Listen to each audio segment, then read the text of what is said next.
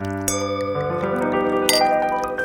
you guys for coming into vlogging about bottles. My name is Danielle, and I'm actually here with Mike Kush. Thank you so much for tuning in. He's actually reaching out to us via New Zealand. He's just finishing up harvest season down there, and we're going to talk about his harvest of Riesling and how in 2016 he actually was able to create a late harvest. So Mike, thank you so much for joining us. I really appreciate you taking the time. So thank you so much. Oh no, my pleasure. Well, glad to be here, Danielle. Yeah, I mean, well, I am in New Zealand at the moment. It's the end of the Central Otago wine harvest, but from Chicago. So, certainly it's always There we great to see go. you in person when I'm back in Chicago. But no, Yeah. certainly virtually is a lot of fun for me too. What we can do while we can, right? Right. Have the harvests that I have your 2017 Riesling, as well as I have your amazing 2016 Noble Rot Riesling. And I was wondering if you could tell us a little bit of the differences between the two of them and how harvest was different for your dry Riesling versus your surprise of the botrytis cinerea that you saw on your 2016. Yeah, well, absolutely. No, it's well, I mean, Riesling. I mean, so the region that I'm located in, which is Central Otago, so southern part of the South Island of New Zealand. It's one of the well, it is. It's the southernmost wine region in the world, and we're a region that really focuses on Pinot Noir. That's certainly how a lot of people might have some familiarity with the region. About 70% of the plantings are dedicated to Pinot Noir. But then otherwise, in terms of our white varietals, we really focus on a lot of these, maybe more Alsatian kind of aromatic whites. So we have Pinot Gris, we have Gewürztraminer. There's some little bits of Chardonnay, Sauvignon Blanc, that's more kind of a Marlborough sort of activity. And then for me, Riesling has always been a varietal, like Pinot Noir, that I've had a tremendous amount of passion for. And the region has a potential to produce, not only very high quality Pinot Noir. Some might argue it's where some of the very best examples of Pinot Noir in New Zealand come from, but certainly also the Riesling. People have some opinions where it's, some of the very best examples of Riesling from New Zealand, and certainly kind of in the New World. And so, my wife and I, our Chasing Harvest sort of project, we don't own the vineyards, but we work with very good growers, very good farmers. These are personal relationships for us, and we certainly source the best grapes that we can. So this is a relationship, a vineyard that's located in the subregion of Bannockburn. And actually, I mean, just to kind of very sort of quickly, I might just kind of I've got a bit of a Please, map. That's thank sort of you. Central Otago is kind of a region. You've got the Southern Alps that are up there in the upper left-hand corner, which is a very important sort of a feature for the region. On the other side, it would be one of the wettest places in the world, kind of fiordland and ferns and all these types of things. And the Southern Alps, I mean, certainly kind of Lord of the Rings type imagery. And then, but the Alps act as a bit of a rain shadow. And then, so we generally have a very dry, but very cool climate in the region. And there's a number of different subregions. And I have a real fondness for Bannockburn. It's well known for the Pinot Noir, but this single vineyard that I work with is also based in this subregion for the Riesling. Alexandra, which is kind of the most southerly, I also work with the vineyard there for my Pinot Noir, but for the Riesling, it's a single vineyard that's based in the subregion of Bannockburn. And Good farmer. It was sorry, with those hillsides, does it help also, even after the Alps, does it create even more of a rain shadow, or are those a little bit lower in topography? Oh no, good question. And there's no question. I mean, the topography, certainly has its influences in terms of little microclimates. But the Southern Alps are quite a substantial sort of mountain range, and that largely is what impacts the region in terms of this kind of drier climate that we tend to have. But certainly, there's warmer spots, there's cooler spots. The soils are different. I mean, cool climate. So frost is certainly kind of one issue that we face every year. And so some of that topography, particularly those lower line type spots, can be more prone to frost. This is a particular single vineyard that is just a little bit up the slope a little bit, so that kind of cooler kind of frost air can kind of flow away from the vineyard. And so it's a great site. It has a good history of producing very high quality wines, and it's a personal relationship. So I've been fortunate to kind of be able to work with this grower, And normally I would harvest just for my dry style, which you have the example there with the 2017. And our chasing harvest, we have, it's a bit of a bus roll. Every single country is a country listed on the label as a different country that we've worked, including Germany. I'd worked in the Mosel. So that was certainly kind of one area where I had some experience with Riesling as a varietal. And so it's all hand harvested. I kind of arrive at the end of the growing season, walk the vineyards, taste the grapes, make decisions on when to harvest and how to harvest, and then do all the winemaking, certainly in the winery. And I think I got a bit of an example here, but this is, so when we made the decision to harvest the dry style, sorry here, I think that's, let me share something else here. Oops, let's see here. Sorry. The magic of editing, yay! Oh, no, okay. I think you're seeing that. So that's the, so that's like an example of a cluster that we had harvested. And this did happen to be 2016. Every year it could be a little bit different, but no, we don't want the growing season to be too short. Because otherwise the flavors might be a little bit too simple for the Riesling. So you want to. It tends to be one of the varietals that we harvest the latest here in Central Otago, and you can even see there as well too. There's a little bit of some purplish and a little bit of some shrivel that's kind of occurred within the berries, and that was the beginning of a little bit of this botrytis that was going in the direction of noble rot, where botrytis is this fungus. And depending upon the climate, and for a lot of regions of the world, it's a real challenge because a lot of times the botrytis goes in a direction of bunch rot or gray rot, and you can smell it, you can taste it, but it would have more of kind of a mushroomy, earthy, and not necessarily so pleasant of a character. But noble rot is kind of a bit of a special thing. So it dehydrates the cluster, dehydrates the berries, really concentrates those flavors. But you can smell it, you can taste it. It has no impact in terms of any of those kind of mushroomy, moldy type flavors and aromas. So it's really certainly kind of a unique sort of thing. So with the harvest seasons of the 2016, where you did see the botrytis cinerea, how much later did you harvest your 2016 for noble rot versus the 2016 dry? What was time frame between the two? So. Well, it was interesting because at the point of the dry Riesling harvest, now that was an example of a cluster that is very good for making the dry style Riesling. Maybe some small, little, tiny hints of some noble rot that might be within the clusters, but generally, as you can see, a lot of very healthy, clean-looking berries that are there for the dry style. But also at that stage, there were several clusters that were beginning to show more advanced signs of noble rot. And so that's when we knew we had something special there. In terms of my experiences, I've got over 30 harvests, 30 vintages. Right. And it is the only time in my experience that I have ever seen noble rot set in a vineyard that I work with as significantly as it had. So we were fortunate to be able to do a real selective harvest, to just harvest these really great clusters for the dry style Riesling. And I'd have to go back to sort of, really kind of confirm, but it was about 3 weeks later that we went back and sort of the opposite. So the grower went in and they selectively harvested just those clusters that showed a significant amount of noble rot. And I think I have a good. I was just going to say, do you have a photo of what? Wow, that is. Yeah, if you could sort of see that as well too. But yeah, that is the real thing. I had it myself. Just I emailed a couple friends in Germany, and I had to kind of research just a couple things as well too, because it was this was a new thing in terms of my experience. I'd known it a bit sort of theoretically, but this is these kind of golden raisinated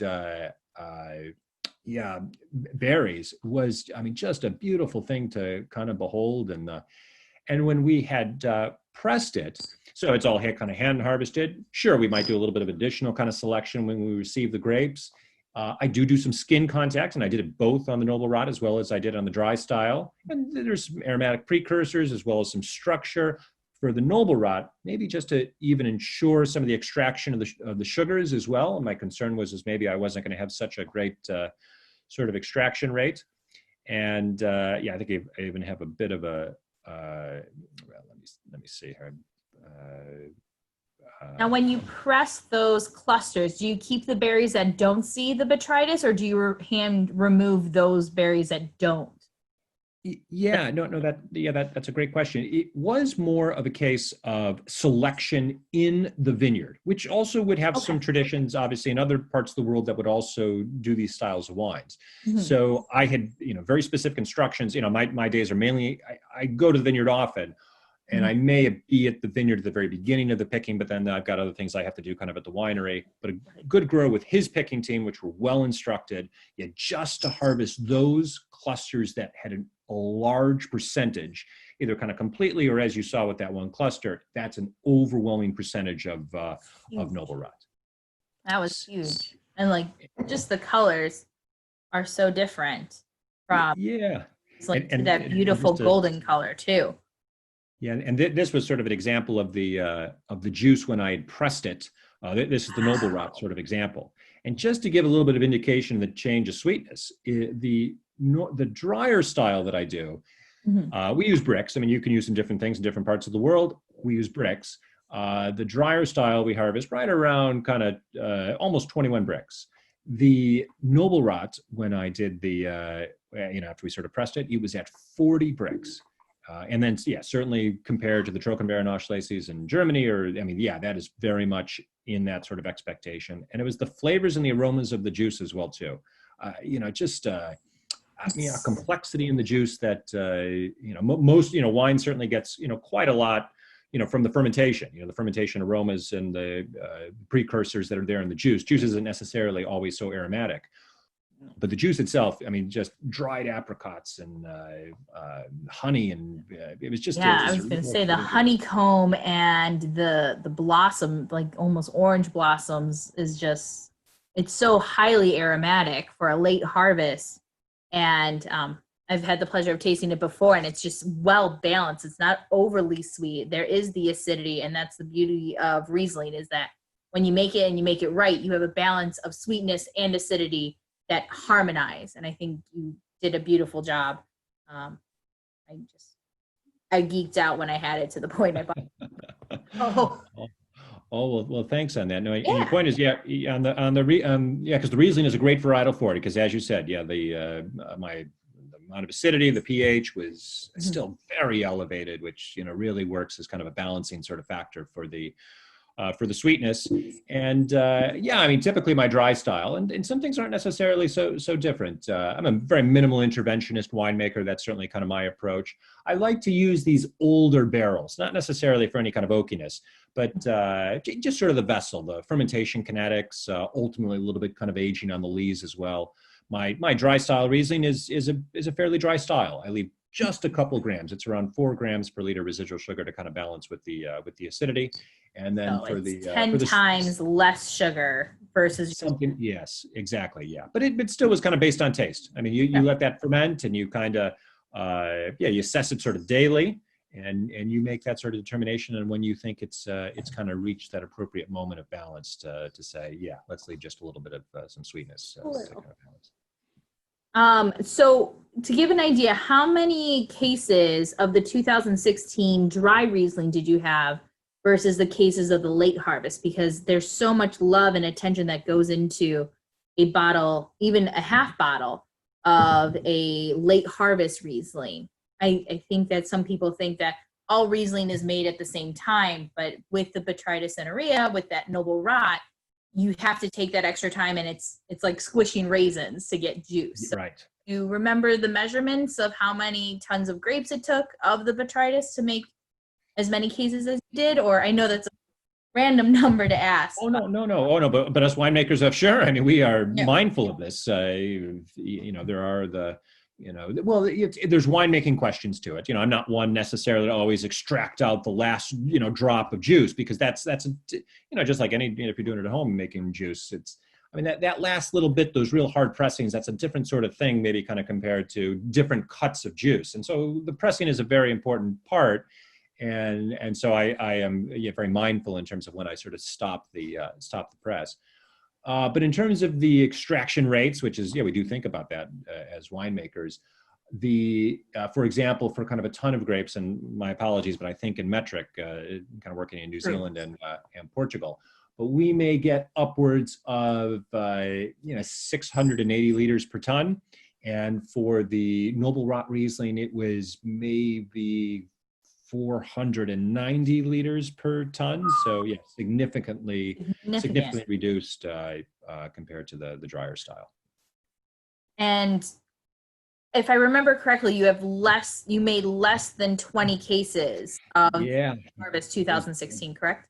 Well, it was just a question of what was really kind of out there. Yeah, I'm small production to kind of begin with. And even my drier style Riesling, I normally don't do much more than 50 cases. It's kind of in that sort of ballpark.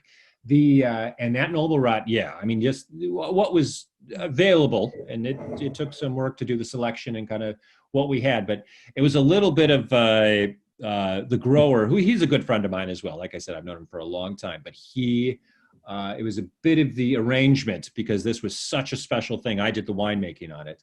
I had to share with him half of the proceeds. So we produced 30 cases, and of which, so for my wine, my Chasing Harvest wine, it's just 15 cases of that wine is all that I have. That is amazing. And with late harvest, with Chasing Harvest, did you see the crowds in New Zealand excited to see a late harvest Riesling since they may not see it that often, or did you see more of a excitement in the United States or in another part of your demographic that love it? Well, yeah, no, I think I'm thinking back and some other growers and producers in the region, because yeah, you have to have a special sort of weather pattern, climatic sort of situation for that to kind of develop. And I did get lucky in the vineyard that I work with. There were a few other vineyards as well too that it was also a phenomenon. So there was a little bit made from some other producers as well. So yeah, it's an exciting thing. For me, it was a bit like kind of like a holiday when I sort of found this. It was certainly kind of an exciting element of the vintage for me. So I was very excited. And yes, it stayed a couple years in bottle. I'd only just recently released it. But the people I've had an opportunity to share with, no, it's an exciting thing. It's a style of wine that I think offers a tremendous amount of complexity at the moment. It works great with a lot of different food pairings or cheese or all sorts of things, but it will also have the ability to age for a long time. We're talking, decades. And that's going to be a real exciting part of the wine as well. So you would say that your Chasing Harvest does have the ability to age, such as a Sauterne, and where you can wait decades and decades to enjoy and see the complexity that it will develop in it. I absolutely have that expectation. Even my dry style Riesling, and this can even extend a little bit to the Pinot Noirs, but even the dry style Rieslings. My very first vintage in Central Otago was 2009. My very first vintage of a Riesling in the region was 2010. I don't have very many bottles of that, but we look at it every so often, and no, those wines are still aging and evolving and improving, but they by no means have they kind of fallen off. And this dessert style will certainly even go longer. I longer. Well, I guess I'll have to buy a third bottle since I just opened it. With aging, since you brought that up, your wines have twist tops. Is there a certain way that you suggest us wine cork dorks nerds to hold on to this? Do you suggest, it doesn't have the cork, so is laying it on its side important, or just keeping it in a cool, dark area? What would you suggest for aging both your dry and your late harvest Rieslings? Well, that's a good question. And in terms of on its side or upright, I don't think that should really matter so much for for that type of closure. It is how it kind of goes. And my Portugal, which is the other part of the world that I do my work, that's obviously the source of a lot of cork. So we do certainly make use of that as kind of a closure. My Pinot Noir, I use a DM cork, but if anything, there is a very small amount of some porosity within the Stelvin caps that do allow a little bit of some oxygen ingress, but no, they will absolutely hold for like I said, for decades. Ever. I'm excited. May have to order another case. But with Chasing Harvest, you said you've been doing harvest seasons in New Zealand since 2009, correct? And Yes, in Central Otago, yes. with this 2020 harvest season, are you seeing a change in the weather and how that has adjusted your harvest season? And I mean, it is 2020 and right now we're in the middle of COVID. Could you go into how COVID has actually affected the winemaking and harvesting in New Zealand, especially since Yeah. it's a different time we've never experienced in the wine world, at least? Oh no, for sure. No, I mean it will. It is. Yeah, it's a unique piece of history for the world, and and certainly the wine industry and all sorts of industries. And the seasons, oh no, every year there's evolution, there's differences and change. The other region that I do my work, Portugal, I'd say that is certainly much more evident in terms of impact of climate change and harvest dates moving up, where typically we might have been harvesting in mid-September, and now we're often harvesting the third week of August, and so that's certainly kind of an impact. Here in New Zealand, throughout the country, yes. As an example, up in kind of some of the northern part of the country, drought. They're having a rather significant drought up by Auckland and certain areas. Central Otago, maybe in fact, we've been a bit cooler, and we've had a couple unusual growing seasons at times.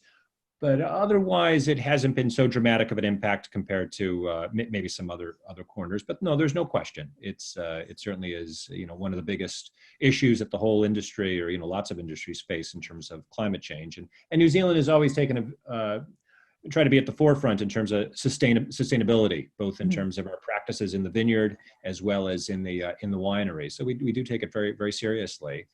And then in terms of the current vintage with everything going on with COVID-19, we were fortunate. It did arrive to New Zealand in terms of the coronavirus, much less so compared to some other places, and we have been lucky with that.